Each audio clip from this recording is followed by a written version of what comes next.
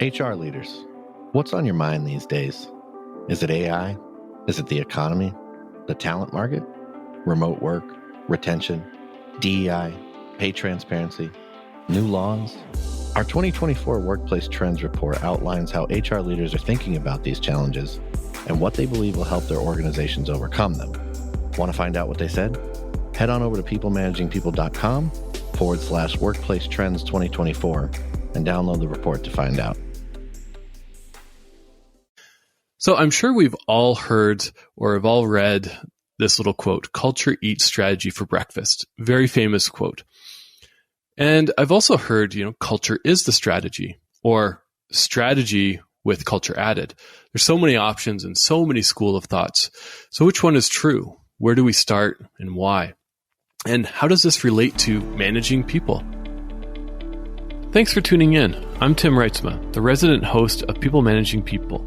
Welcome to the podcast. We're people managing people, and we want to lead and manage better. We're owners, founders, entrepreneurs. We're middle managers.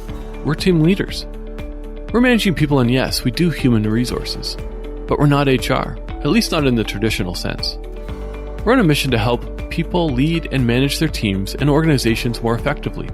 So if you want to lead and manage better, if you want to become a better organizational leader and more effective people manager, then join us. Keep listening to the podcast to find the tips, tricks, and tools you need to recruit, retain, manage, and lead your people and organization more effectively. And while listening to the show, please subscribe and join our mailing list on peoplemanagingpeople.com to stay up to date with all that's going on. Well, it's my pleasure to have Lorie Corcuera from Spark Creations, a consulting company here in Vancouver, who is all about partnering with companies to create and elevate meaningful workplace cultures.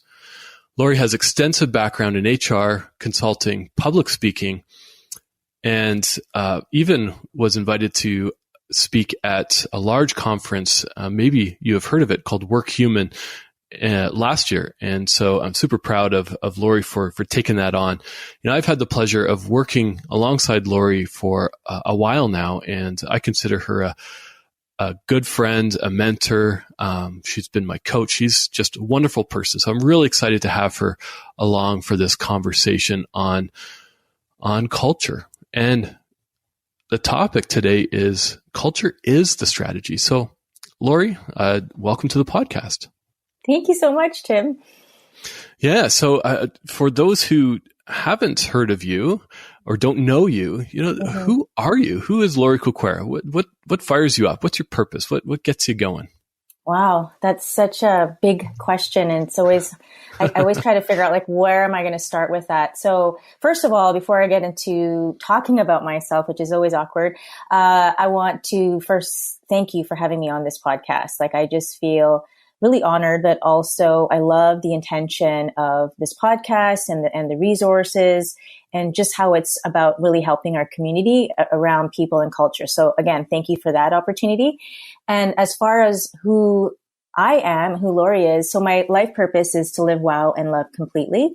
And what that means, it's about co-creating wow experiences for myself, but also with others, because you never live life on your own. And the reason why I use the word wow is because it fires me up. It makes me think about ways to get uncomfortable, go out of my comfort zone, do things that make you say wow. And then the love completely, as well as a full circle of remembering to love myself as well as others, because I can only really truly care for others when I take care of myself. So that's the whole completely. So that's who I am. And I'm really excited to have this conversation with you about culture. Oh, wow. Yeah. I think of your purpose about wow. And for those who have met Lorie or know Lorie, Lorie is all about really building personal and meaningful relationships. And that really stems from, really getting to know an individual and getting to know people on a more personal basis, less transactional and more personal. Is that you? Is that correct? Yeah, for sure.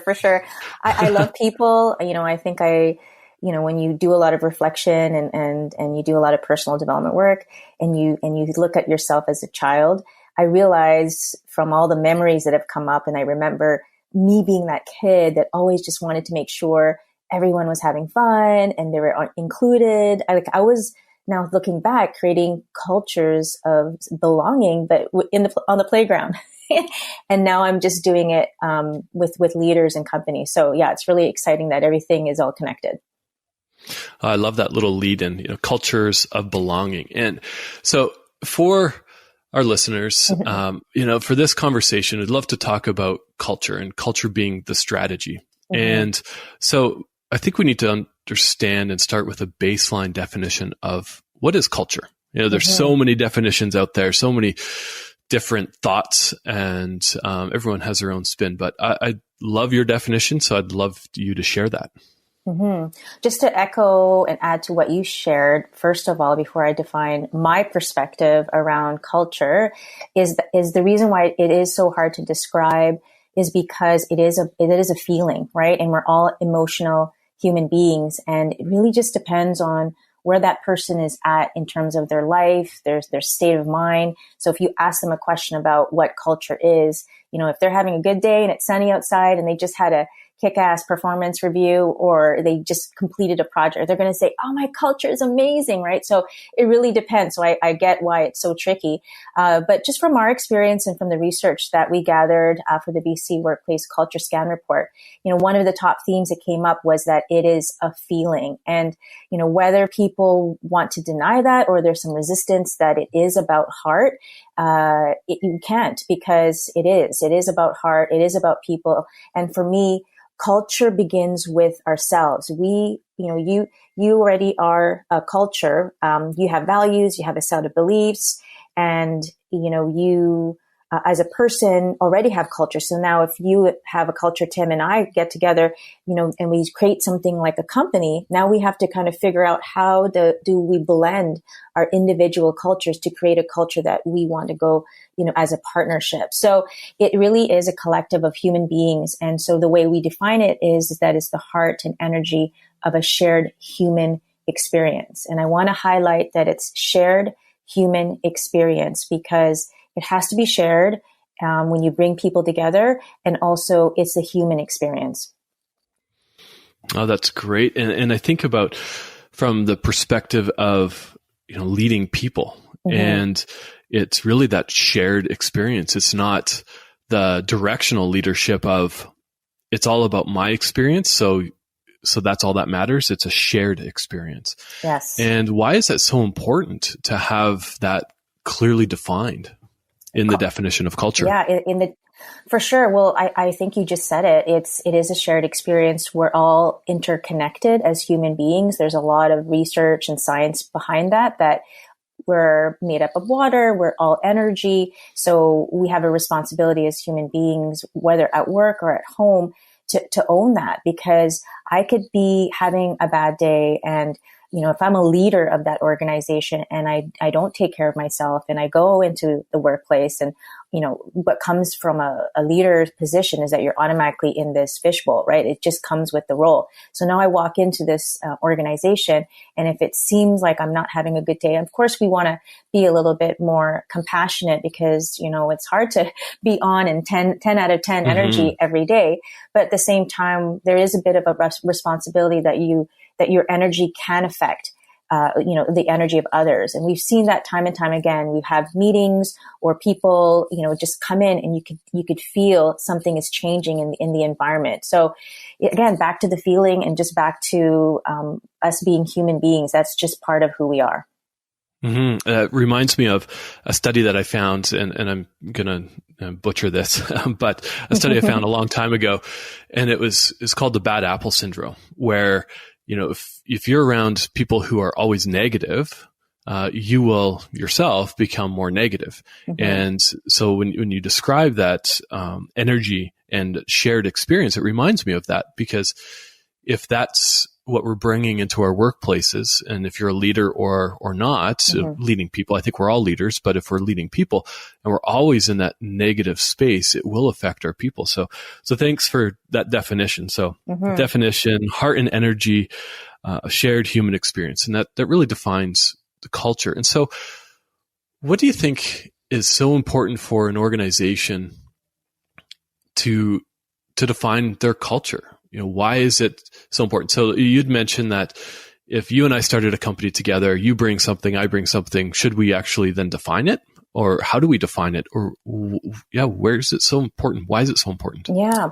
Well, it's, I always talk about relationships is it really important as everything, right? So even let's just say, because people relate more to, a partnership from a family, right? Whether it's a husband and a wife, or, it doesn't matter what the gender, it could be two dads or two moms, but let's just say there's two human beings that decide that they want to have a family, right?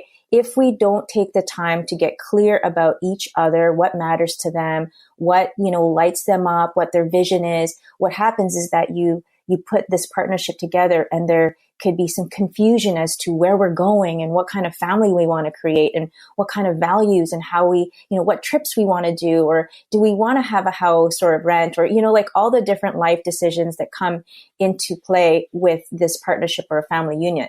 Now you bring that into an organization. And so if you bring a collective of human beings together, leaders and teams or whatever, it doesn't matter what the size is, and you don't clarify or have clarity as to who you are and what you stand for, and then, where we're going, then there's a lot of confusion as to which direction we should go.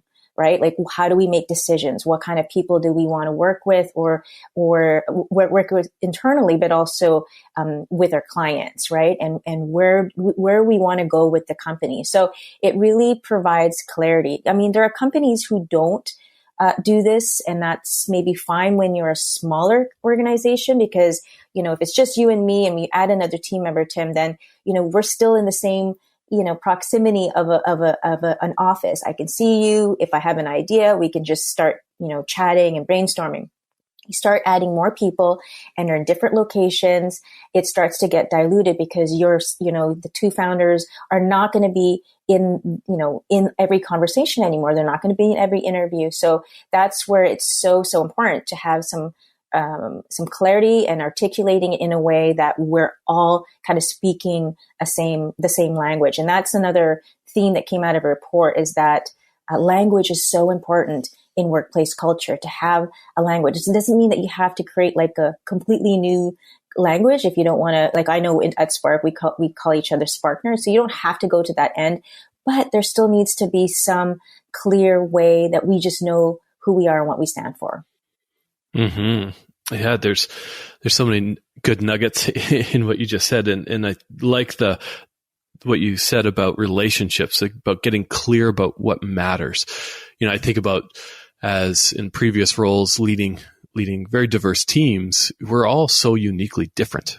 We're all different, and we need to really invest the time in getting clear what matters most to each of us. And I think, as a member of Spark, and you're the CEO and co-founder of Spark, I think that's something that you have done really well with the team is connecting on a one-on-one to really understand, okay, what matters to Tim? What makes Tim tick? Does Tim need, more constant communication or less communication, or how do we set goals and whatnot? And I think that was very clear from the beginning, and you set that right from the beginning, but also you're very clear on the values and the purpose of the company, and right from day one, and living by the values of love, connection, and fun. See, I know the values. And many of our clients don't know the values that are written on the wall or written in an employee handbook somewhere. And so, there's many elements that make up a culture. What is that foundation? Mm-hmm. Where should somebody start, whether they're managing a team or managing an entire organization? Where do they start? Yeah, we like to start, as you know, with defining values. And whether, the concept of values, I think by this time and day and age, people know what values are. I actually, found out that the reason why this became like everyone started creating values and putting it on their walls was because of Good to Great, or Jim Collins' book. And so I think it was in one of his books that I think everybody read. And so that's where they now wanted to do it. But no one, there was still some disconnection as to why they were doing the values. You know, you can't just read it in an HBR article in a book and then, and do it because it's something to check off on a box, or you create a 1-page strategic plan because, you know, someone said that you needed to create one. These are all tools and processes that are amazing, but we need to first have the conversation as to why we're actually using it. Like, they're really there once we understand fully why we exist or why, you know, what we stand for. And that's really where the values and the behaviors come into play, because it really is foundational, not just for an organization, but for an individual. And I think we might have talked about this example before, Tim, where, like, let's just imagine a world where values don't exist. Okay. So a company hasn't really defined, you know, why they exist and what behaviors kind of define, you know, the uniqueness of their culture. And then you have a person, an individual out there doing the same thing, kind of just living life and, you know, intuitively kind of knows what is meaningful for them, but they haven't really taken the time to articulate. Both parties haven't taken the time to articulate it. And so, you know, this team member might want to work for this organization, or this organization might want this team member to come, but they don't really know why. So they might have this natural connection during an interview process. Maybe they are saying the right words. You know, there's a lot of marketing behind it. It seems like it might be a good connection. And then they finally make the commitment of this partnership.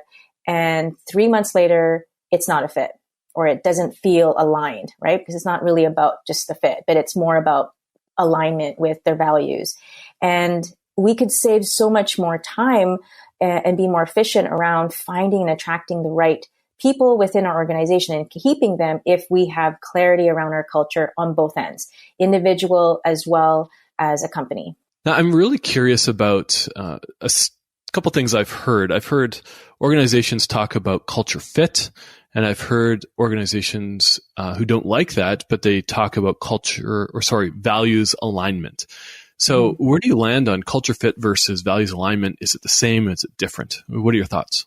Yeah, I think it's slightly different. I mean, I guess it's still, you know, words and syntax. I think we're all trying to say similar things. Where I think it might be defined for me, if there's a separation to it, is that the fit is more related to like qualifications and skills, and maybe the values alignment is more about the being, the person itself. And where I find there's a gap within the recruitment process is that there's only so much we can do to explain who we are on a piece of paper, right? On our resume and our LinkedIn. And the unfortunate thing with recruiters is that, you know, you don't know how they're going to receive that information. We also have bias around what it is that we feel is important. Again, right? Just like how it's so tricky for people to define a culture. So I think it's important both ways, but I think the opportunity is to have some focus on the person itself and find ways to learn more about who they are either before or during the interview process, so that we don't miss out on people and not just see them from, you know, a LinkedIn profile or a resume. Yeah, it reminds me of a story of an old friend of mine told me once that he had a top performer on his team in a sales organization. However, this top performer was causing such a rift in the team that everybody else wanted to leave. So he asked me, do I keep the top performer or do I let them go?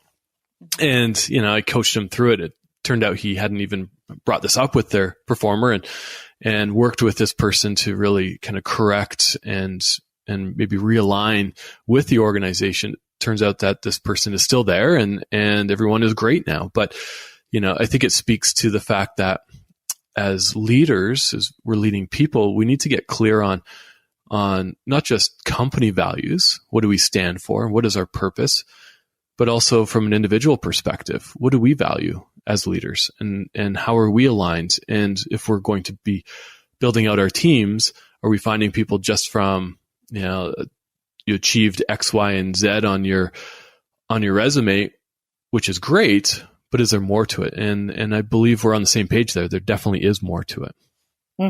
For sure. The values piece is where it all starts. Yeah. So I'm really curious when did you realize that the culture in an organization was really that foundation? So was it something, did you wake up with early on in your career as like an enlightening moment, or was this just something you learned over time? Just walk us through that a little bit. Yeah, I've been asked this question before, like was there like an actual moment that, that catalyst that made me realize? It was it happened organically because I left my corporate job. It was pretty toxic by the end. And, I experienced burnout. And so I had to, out of, necessity, take care of myself. Right. So as soon as I started to do that and learn more about who I am, that's when my journey of learning about my own personal values and purpose sort of came into my life. And up until that moment, I didn't even really understand the importance of it. Like I was just like every other HR professional, working with an organization. We knew we had to do the values. We hired a consultant and spent, lots of money for them to help us figure out our values. But what was interesting looking back now compared to what we do today with our clients is that we were in a room looking at a list of words. We didn't really ask ourselves what was important to ourselves individually as leaders, or even ask the team what's important to them. We just looked at some words and said, oh, this sounds great. We looked at another website and, another company to see how did they present it. It was so like more on a cerebral kind of surface level of just what we think we should do or say, to represent us. But it didn't come from the heart. It didn't come from us individually. So then what happened was when we then shared it with everyone, and we did, again, all the things that everyone else would do. We posted it on the wall. We had mugs and t-shirts. We integrated it into all of our HR programs, like all the things that you're taught how to do and what people expect you to do. And then one person on our team made a decision that was completely misaligned with the values, and then it all fell apart. We instantly lost trust because I realize now is that we probably didn't have the trust that we thought we did. And so it just backfired on us. And so that, that happened, but it wasn't then that I realized that it was important. It was after I went through my personal journey and started to realize that we are all human beings within an organization. And so we need to take that into account about really understanding the needs of people, and then translating that into a culture and putting that all together. It didn't come till then. And when we started doing it with Spark and seeing everyone really light up as we asked them questions about like what their personal values are, why is it that they get up every morning? Why is it that they're there? What is it that would create an impact, or how do they want to be remembered? It wasn't until those questions that were very personal, that we realized, wow, there's something different here that's not being done, and we've got to change it. And so that's where we are today.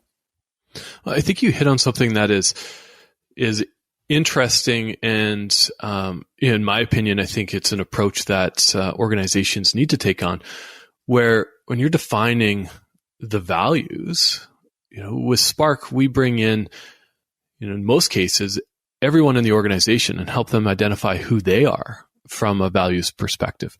And why is this so important in building a culture? And so, we talk about, everyone matters. Everyone has their own perspective on life and own place in an organization. So this is a big commitment and big investment for organizations. What is the benefit of doing a company values exercise by actually finding the values of all their people?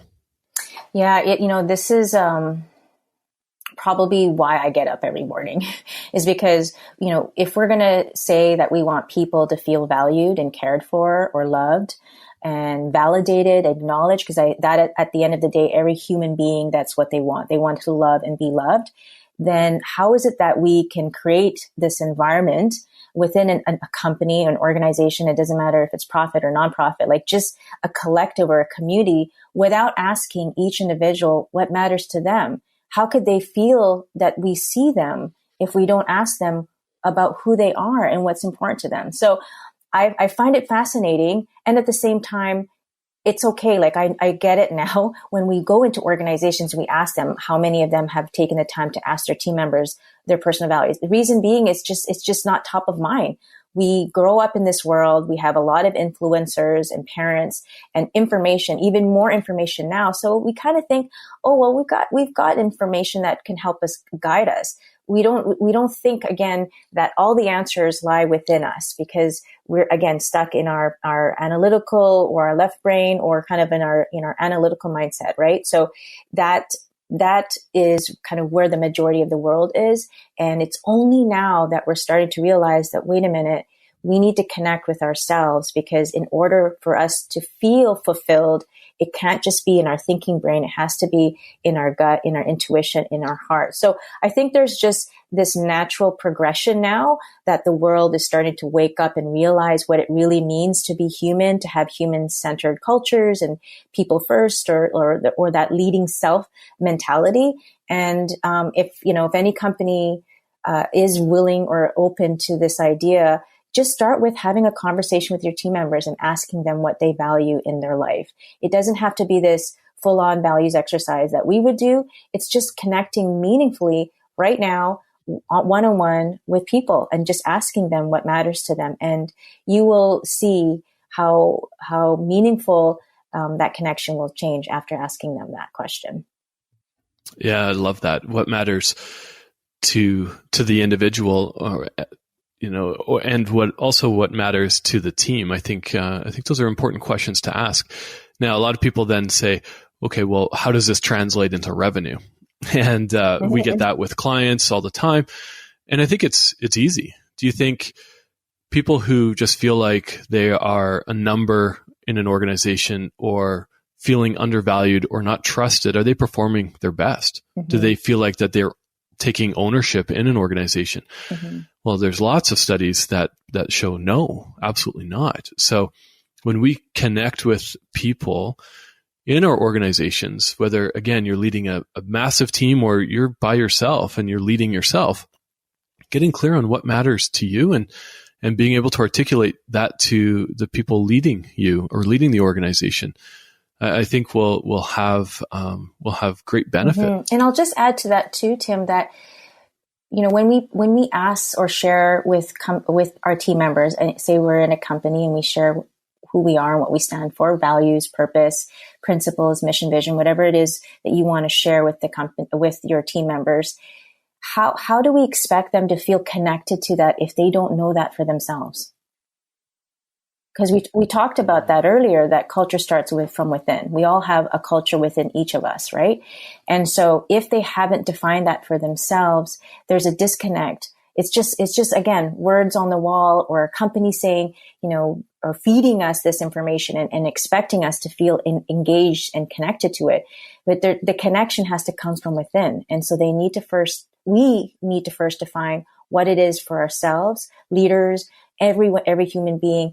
And then, hopefully we find a company that also believes in that. Now we're connecting with their values and their purpose. And now there's just, all this fulfillment engagement. And you did mention that there's a lot of research around, cost of disengagement, or even psychological safety. So if people don't feel good about themselves, or they don't feel valued, or that they don't feel safe, they're never going to be able to show up as themselves and at their highest potential, which we know if we can do that for individuals, you get the most out of them.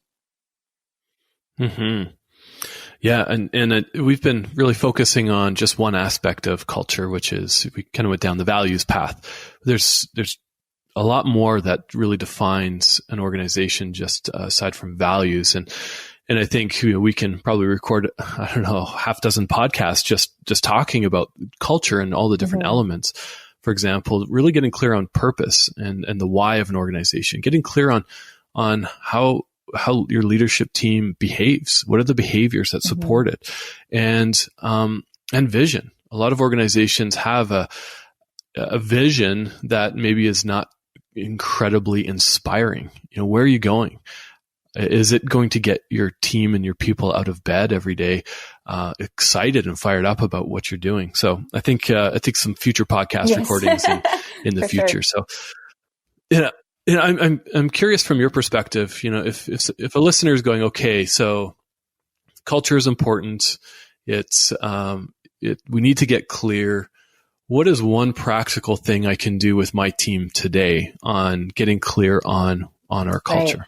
So I would find your champions, your culture champions, people who are aligned with the belief that culture matters. So hopefully it's all the leadership team and or others within the organization. I think identifying those people first and then getting them, in a room together and having a conversation around culture.